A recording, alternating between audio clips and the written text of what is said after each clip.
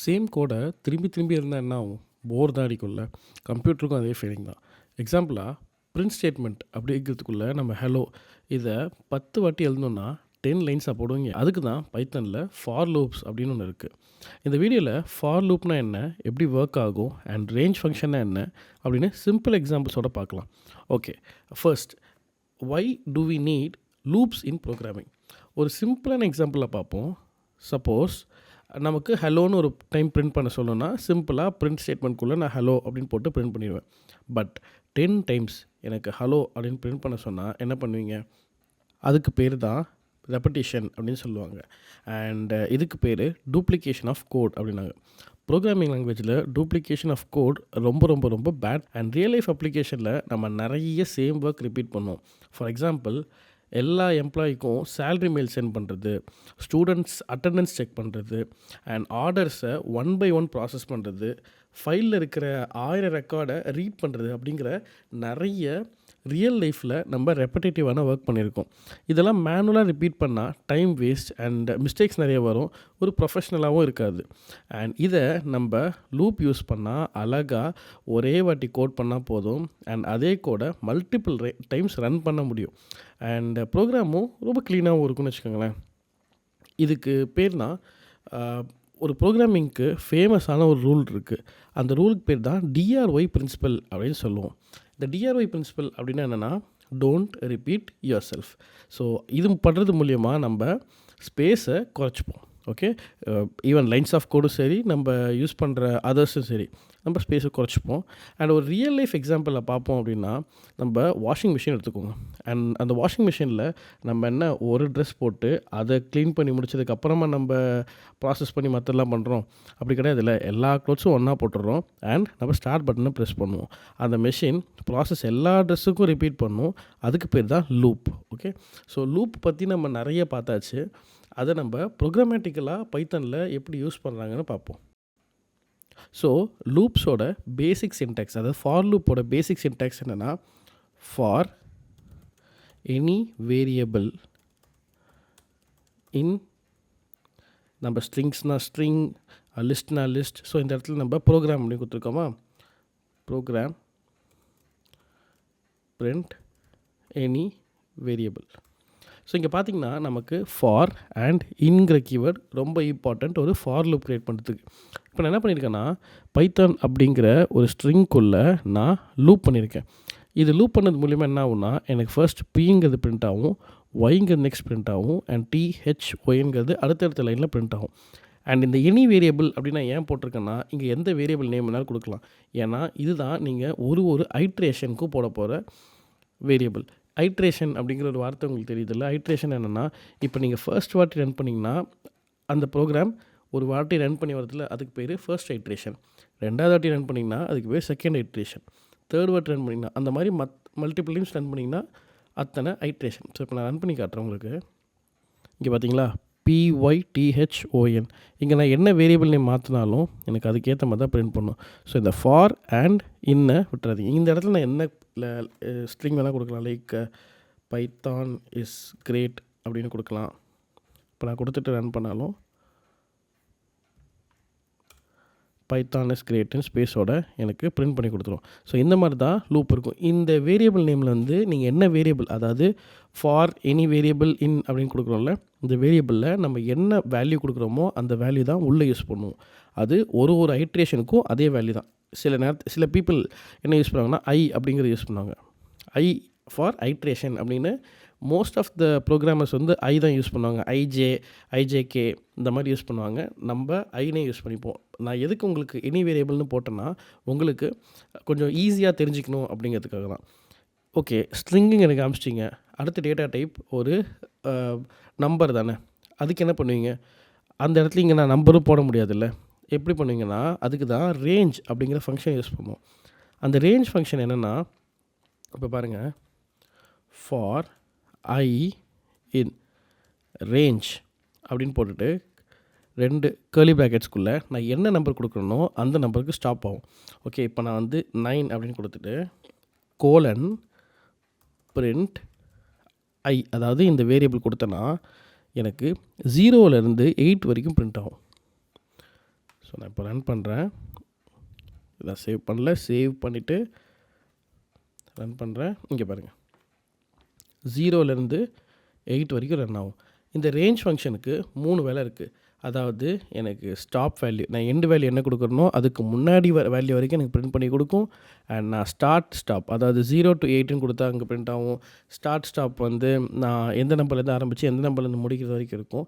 And stop step, நீங்கள் எந்த நம்பர்லேருந்து ஆரம்பித்து எப்படி முடிச்சு அண்ட் எத்தனை ஸ்டெப் வேல்யூ வரணும். ஸோ நம்ம 3 எக்ஸாம்பிள் பார்த்துருவோமா. இப்போது next for I in range 9 அப்படின்னு கொடுத்தோம்ல, இதே மாதிரி for I in range start value என்ன 5ல் ஆரம்பித்து எனக்கு 10ல் முடியணும். ஸ்டெப் இது 5ல் ஆரம்பித்து 10ல் முடியுங்கிறது ஒரு எக்ஸாம்பிள் பார்த்துருவோம். பிரிண்ட் I அப்படின்னு கொடுத்தோம். நீங்கள் என்கிட்ட கேட்கலாம், இங்கேயும் ஐன்னு யூஸ் பண்ணுறீங்க, இங்கேயும் ஐன்னு யூஸ் பண்ணுறீங்க, இது கன்ஃபியூஸ் ஆகிக்காதுன்னு. கண்டிப்பாக கன்ஃபியூஸ் ஆகாது. ஏன்னா இந்த ஒரு ஐட்ரேஷனுக்கும் இந்த லூப்பில் இருக்க ஐட்ரேஷன் தான் நான் ஐன்னு யூஸ் பண்ணுறேன், இந்த லூப்பில் யூஸ் பண்ணுற ஐட்ரேஷன் தான் அதுக்கு ஐன்னு யூஸ் பண்ணுறேன். ஓகே, சேவ் பண்ணி ரன் பண்ணுறேன்.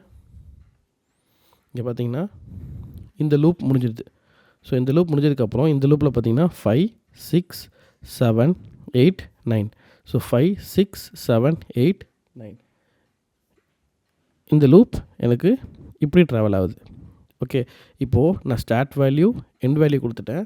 நான் ஒரு ஸ்டெப் வேல்யூ கொடுக்குறேன். ஃபார் I in range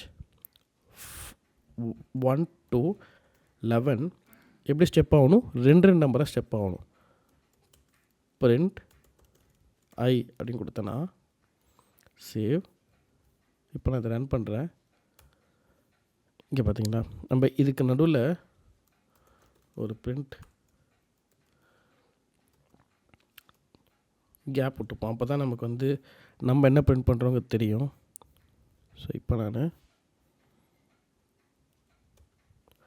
இதை பார்த்துக்கிட்டிங்கன்னா நான் 1லேருந்து ஆரம்பித்து 11 வரைக்கும் எனக்கு 2 நம்பராக ஸ்கிப் ஆகணும். அதாவது 1ல் ஆரம்பித்து நெக்ஸ்ட் நம்பர் 2 நம்பர் ஸ்கிப் ஆகி 3 5 7 9 இந்த மாதிரி கொடுக்கணும். இப்போ நான் 1லேருந்து ஆரம்பித்து நான் ஒரு நம்பராக ஸ்கிப் ஆகணும்னா அது என்ன வரும், 2 நம்பருக்குனால 1 and 2 3 நம்பர் 3 and 4 5 அப்படின்னு வந்துச்சு. இது கொடுத்தா என்ன ஆகும் திங்க் பண்ணுறீங்களா? கரெக்டாக 1லேருந்து 10 வரைக்கும் காட்டும். இப்போ இதுலேயே நான் 1லேருந்து 0லேருந்து 11 எனக்கு 2 நம்பர்ஸாக பிரிண்ட் பண்ணோம் அப்படின்னா 0 2 4 6 8 10. இப்போது இதில் நமக்கு 2 விஷயம் இருக்குது. பிரிண்ட் 0 to 4 பண்ணியாச்சு, பிரிண்ட் 1 to 10 பண்ணியாச்சு. இதில் நம்ம ஈவன் நம்பரும் பிரிண்ட் பண்ணிட்டோம், ஆட் நம்பரும் பிரிண்ட் பண்ணிட்டோம். பார்ப்போமா. For I in range 0 to 11 எனக்கு 2 ஸ்டெப் ஃபங்க்ஷன் ஆகணும்னா பிரிண்ட் I. இது வந்து ஈவன் நம்பர்ஸில். ஸோ ஃபர்ஸ்ட் நான் என்ன பண்ணால் print even numbers, next print odd numbers அப்படின்னு கொடுத்துட்டு ஃபார் சும்மா இது கொடுப்போம். J in range 1லேருந்து ஆரம்பித்து 11 வரைக்கும் எனக்கு 2 ஸ்கிப் பண்ணி கொடுத்தேன்னா 1லேருந்து ஆரம்பித்து போவோம். ஸோ அது வந்து பிரிண்ட் I. இப்போ இது ஈவன் நம்பரை பிரிண்ட் பண்ணணும் அண்ட் இது எனக்கு ஆட் நம்பரை பிரிண்ட் பண்ணணும். பார்த்துடலாமா. இப்போ கிளியர் கொடுத்துட்டு இங்கே பாருங்கள். ஓகே, இந்த வேல்யூ எடுத்துச்சு. நம்ம இங்கே பாருங்கள் தப்பாக பொறுத்துட்டோம். போட்டு ஐக்கு பதிலாக ஜேன்னு போடல, ஜேன்னு கொடுத்துட்டு ரன் பண்ணணும். இந்த மாதிரி மிஸ்டேக்ஸ் நடக்கும். இங்கே பாருங்கள் 0லேருந்து ஆரம்பித்ததுனால எனக்கு வந்தது எல்லாமே ஈவன் நம்பராக இருந்துச்சு, 1லேருந்து ஆரம்பித்ததுனால எனக்கு எல்லாமே ஆட் நம்பர் இருந்துச்சு. இப்படி தான் even numbers and add number print பண்ணலாம். அண்ட் நீங்கள் வந்து ஒரு கவுண்ட் டவுன் எக்ஸாம்பிளாக போடுங்க. ஓகே, கவுண்ட் டவுன் எக்ஸாம்பிளாக போடும்போது நம்ம நெகட்டிவாக ஸ்டெப் டவுன் பண்ணுவோம். எப்படின்னா ஸ்டாப் வந்து வெறும் ஃபார்வேர்டுக்கு மட்டும் கிடையாது, இது ரிவர்ஸ்க்கு இருக்கும். ஸோ நம்ம எப்படி for rivers number in range எனக்கு ரிவர்ஸ்லேருந்து வரும். இப்போ நம்ம பெருசாக போவோமா, 100லேருந்து எனக்கு 0 வரைக்கும் போகணும். எப்படி வரணும், -1 போகணும். அதாவது ஸ்டெப் ஃபங்க்ஷன் வந்து ரிவர்ஸ் ஆகணும். Print reverse number. இது ரிவர்ஸ் நம்பர் அப்படியே போனால் கரெக்டாக இருக்காதுல்ல. ஸோ நம்ம என்ன பண்ணலாம், ஃபார்மேட்டட் ஸ்ட்ரிங்கில் லோடிங் அப்படின்னு போட்டு சும்மா அப்படின்னு கொடுத்துட்டு இந்த ரிவர்ஸ் நம்பர் கொடுத்தோம்னா லோடிங் வேணால் லான்ச் செகண்ட்ஸ் டு லான்ச் அப்படின்னு கொடுத்துருவோம். இப்போ நான் அதை கொடுத்து சேவ் பண்ணி திருப்பி நான் ரன் பண்ணேன்னா இங்கே பாருங்கள், செகண்ட்ஸ் டு லான்ச் 98, 95, 96 அது ராக்கெட் முன்னாடி சொன்னாங்களே அந்த மாதிரி ப்ரோக்ராம் பண்ணி வச்சுருக்கோம் பாருங்கள். 1, 0னா லான்ச் அப்படின்னு ஆகிடும். ஸோ இந்த மாதிரி நம்ம பாசிட்டிவாகவும் அதை ஸ்டெப் பண்ணலாம், நெகட்டிவாகவும் அதை ஸ்டெப் பண்ணலாம். அண்ட் காமனான பிகினர்ஸ் மிஸ்டேக் என்னென்னா, முதல்ல இண்டென்டேஷன் எரர் பண்ணுவாங்க. லைக் நம்ம இஃப்க்கு எப்படி பண்ணுவோம், இஃப்க்கு ஃபார் லூப் போட்டுட்டு கோலனுக்கு அப்புறம் ஒரு இண்டென்டேஷன் வந்தால் அந்த கோட் பிளாக்ல மட்டும் தான் ரன் பண்ணணும்.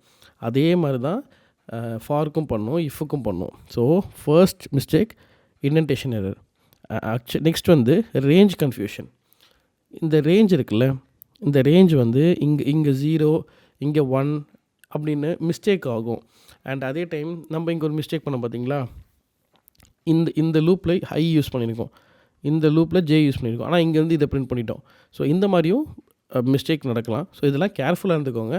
கண்டிப்பாக ப்ரோக்ராமிங்கில் மிஸ்டேக்ஸ் வரும் தான், பட் மிஸ்டேக்ஸ் மூலியமாக தான் நம்ம கற்றுக்கவும் முடியும். அண்ட் இதோட ஃபார் லூப்போட ஃபர்ஸ்ட் பார்ட் முடிஞ்சுது.